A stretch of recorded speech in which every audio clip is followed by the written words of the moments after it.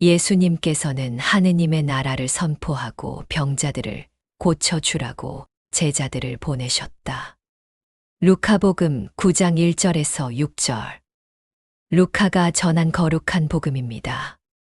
그때 예수님께서는 12 제자를 불러 모으시어 모든 마귀를 쫓아내고 질병을 고치는 힘과 권한을 주셨다. 그리고 하느님의 나라를 선포하고 병자들을 고쳐주라고 보내시며 그들에게 이르셨다. 길을 떠날 때에 아무것도 가져가지 마라. 지팡이도 여행 보따리도 빵도 돈도 여벌 옷도 지니지 마라. 어떤 집에 들어가거든 그곳을 떠날 때까지 거기에 머물러라. 사람들이 너희를 받아들이지 않으면 그 고을을 떠날 때에 그들에게 보이는 증거로 너희 발에서 먼지를 털어버려라. 제자들은 떠나가서 이 마을 저 마을 돌아다니며 어디에서나 복음을 전하고 병을 고쳐 주었다. 아멘. 형제자매 여러분, 오늘 복음은 예수님께서 12 제자를 세상으로 파견하시는 장면입니다. 예수님은 제자들에게 마귀를 쫓아내고 병자를 고치며 하느님 나라를 전할 권한을 주셨습니다. 그리고 말씀하십니다. 길을 떠날 때 아무것도 가져가지 마라. 지팡이도 보따리도 빵도 돈도 여벌 옷도 지니지 마라. 이 말씀을 들으면 조금 의아해집니다. 아니, 준비하지 않고 어떻게 길을 나설 수 있지? 사람은 누구나 무언가 챙겨야 마음이 놓입니다. 그런데 예수님은 오히려 아무것도 가지지 말라고 하십니다. 제자들이 해야 할 일은 단순했습니다. 하느님 나라를 전하고 병든 이들을 고쳐주는 일.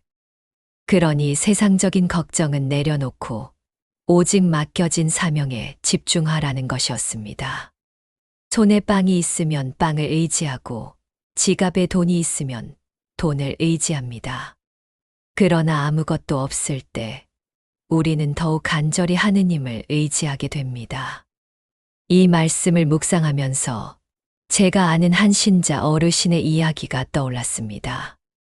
그분은 젊은 시절 시골 장터에서 장사를 하며 6 남매를 키우셨습니다.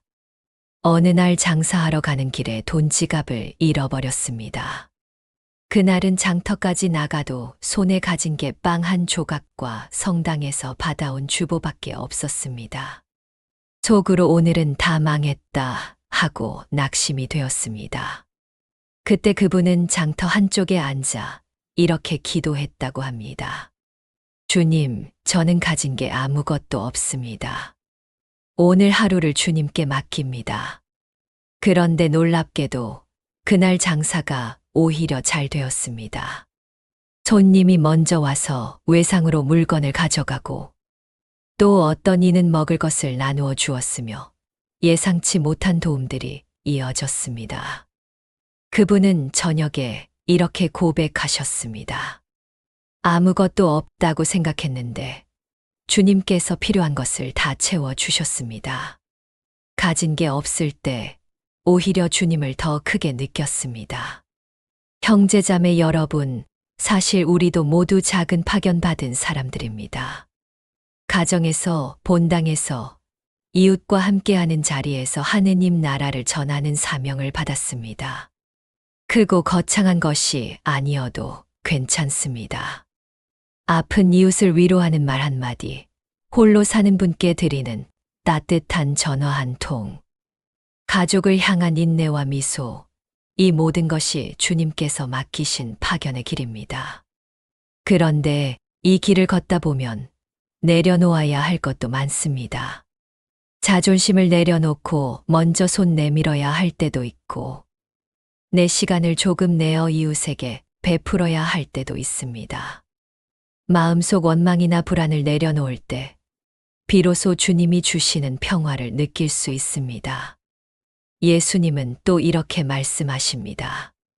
사람들이 너희를 받아들이지 않으면 발에 먼지를 털어버려라. 우리는 살아가면서 언제나 환영받는 것만은 아닙니다. 때로는 오해도 받고 거절도 당하고 냉대를 받기도 합니다. 그때마다 마음속에 상처와 미움을 쌓아두면 결국 내가 더 힘들어집니다.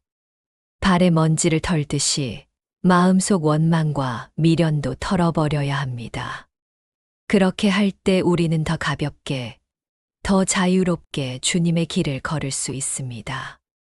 오늘 복음은 우리에게 이렇게 말씀합니다. 하느님을 신뢰하며 가볍게 걸어라. 사람들에게 하느님 나라를 전하며 병든 이들을 치유해 주어라. 형제자매 여러분, 우리도 제자들과 같은 파견을 받은 사람들입니다. 가진 것이 많아서가 아니라 부족하기 때문에 주님께 더욱 의지할 수 있습니다.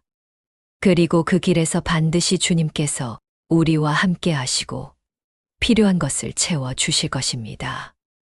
오늘 하루도 주님께서 우리 삶에 보내시는 파견의 자리를 충실히 걸어가도록 기도합시다. 구독과 좋아요는 묵상글 제작에 큰 힘이 됩니다. 아멘.